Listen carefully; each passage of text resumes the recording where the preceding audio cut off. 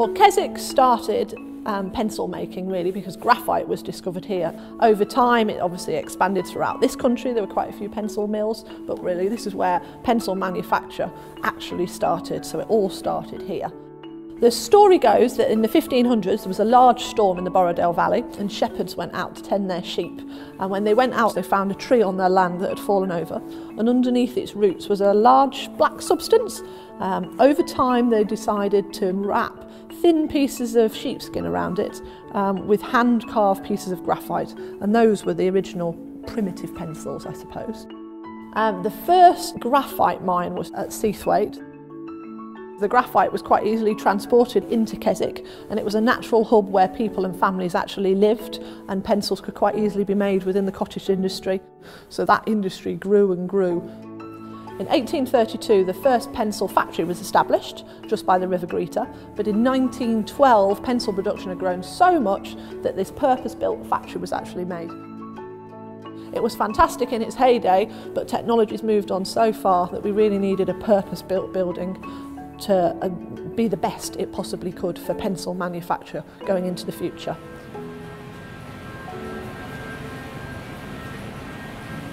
I lived in Keswick and I came to Cumberland Pencils in 1984. I've seen a lot of changes over the time in the different ways we process things and the different ways we make things. It's a change for the better is coming here because everything flows in a line. It's lighter, it's brighter, it's cleaner. But yeah, it's far better here than it was at Keswick. It's black and white.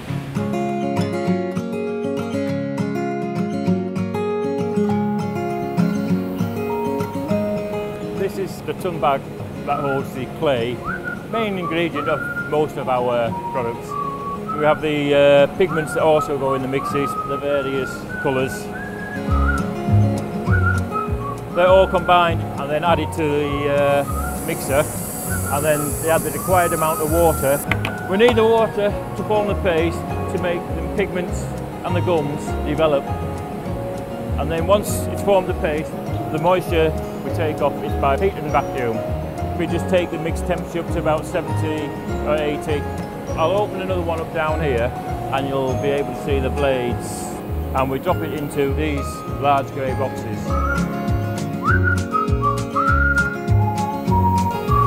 This has come from mixing. This goes in. I make the billet out of it.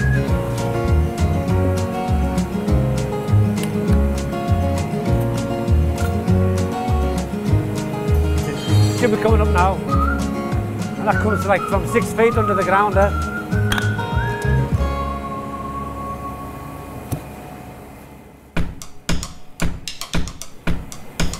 One billet. Well, this is the extrusion process. We call it pressing. What it's doing at the minute is it's just pushing the main piston in. Just a bit of oil to try and get it to stop sticking to the drum.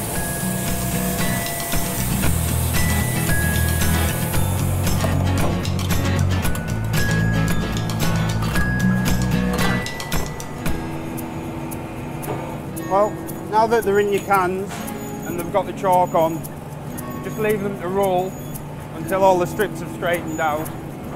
And then once you start seeing this nice honeycomb effect here with no gaps in, then they're ready to go into the oven.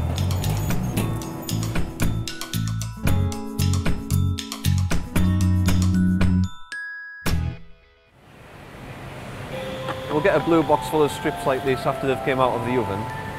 And they come with an order sheet which will tell us which type of wax to put it in. The left row here, that's for strips that we want the colour to run out of, like watercolours or ink pen strips. The ones on the right row, they're for graphite. And over on this side, it's actually we want strips to be softer for like colour softer, that sort of strip. Tins need to be quite tight so no strips fall into the wax. So we just need the wax to absorb into the inside of the strips. It takes about 2 to 4 hours. It's definitely without a doubt the best job I've ever had. It's the only job I've ever had where I'm working away and then people will come up to us and say, it's break time, you're not clock watching whatsoever, you know. So this one's ready to come out now. Tins on the side just for a couple of seconds so that all the wax runs off. And we'll place the tins then in the centrifuge. You have to dispense the weight equally. a 10-minute cycle and it'll spin all the wax off the strips.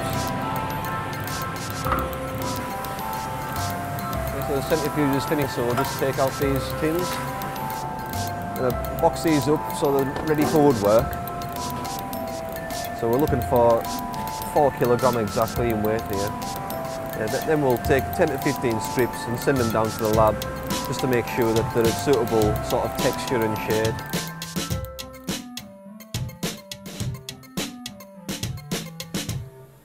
In the labs we do quality checks on all of the products that go through the factory. We test for the toy safety regulations.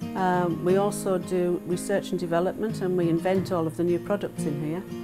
This is the quality control lab, and each batch comes from the factory and is checked for colour and texture against the standard pencil that we keep in these drawers.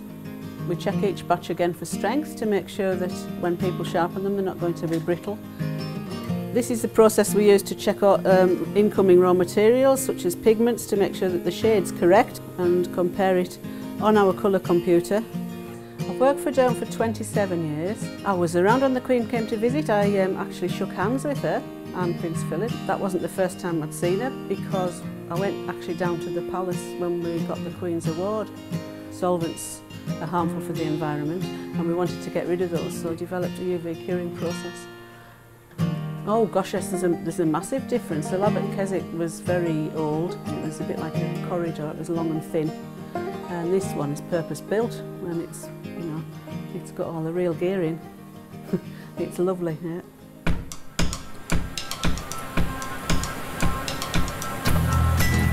This was from California cedarwood, and as you can see, it comes in bundles, so you just take the bundles off, and it gets slid under there here. This is where they put the nets and grooves. I'll come out here for the glue, ready for the leads to be deposited in the wheel.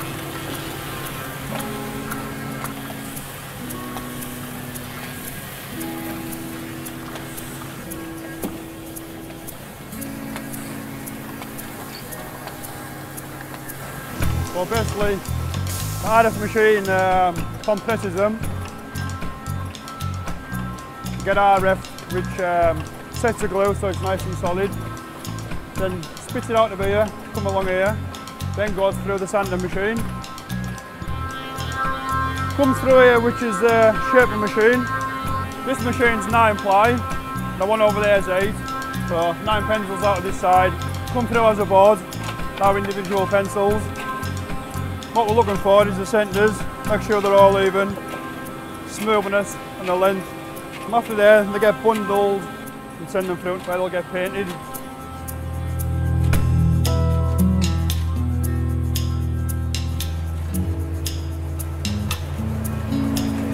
Right, the pencils arrive from woodwork, and we've got the bundles, we put them in the hopper. From the hopper they'll go through the paint pot. The paint pot's got water-based paint, and from there they'll move along the conveyor belts. They'll just work their way all the way down onto the middle one, right through the bottom one. From the bottom one, they'll come through on these little lifts up the top of here. Right, the first coat's now done. So now we're going to slide up the first coat of pencils back into the hopper and start for the second coat.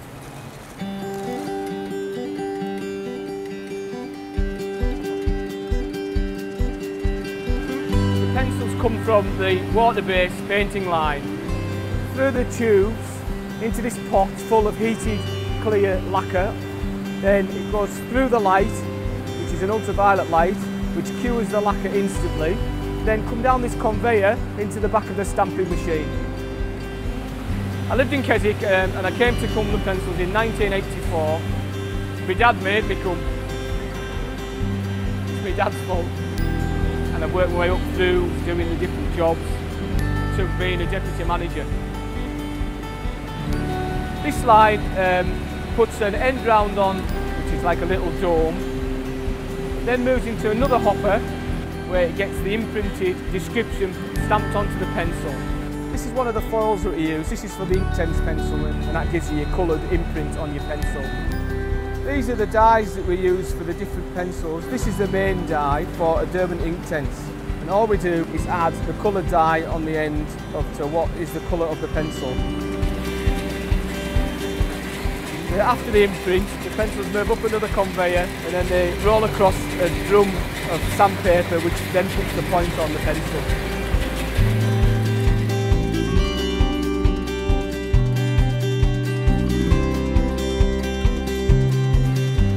Once the pencils have been painted, the ends are seal dipped in a UV lacquer. They then pass through a lamp which cures the lacquer and then they're taken into dipping. I've worked here 30 years, just 30 years last April. And we dip 4 boards at a time and put on the first coat, the silver lacquer. They then go into the next tank and they dip whatever colour matches the strip. And if the tank comes down too quickly, the paint will just run off the ends. So the viscosity and the tank speed is very important. And then after we've dipped them in the colour, we then take them, put them in the hot box at 40 degrees. Once they've had 1 hour in there, we unload them and they go into boxing.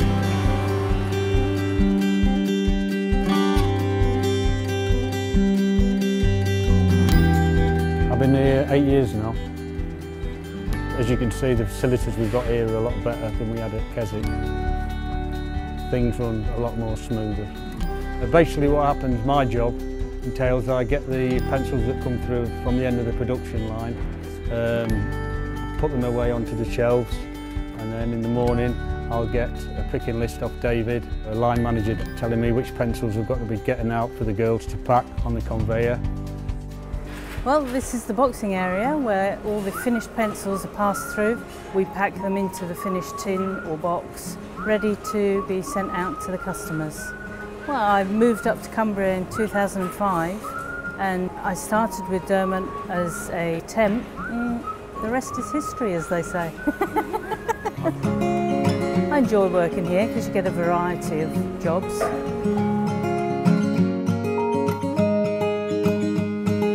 Here we have the blister packing machine. This is a refill packing machine. Packs pencils into cartons and prints barcode labels on them.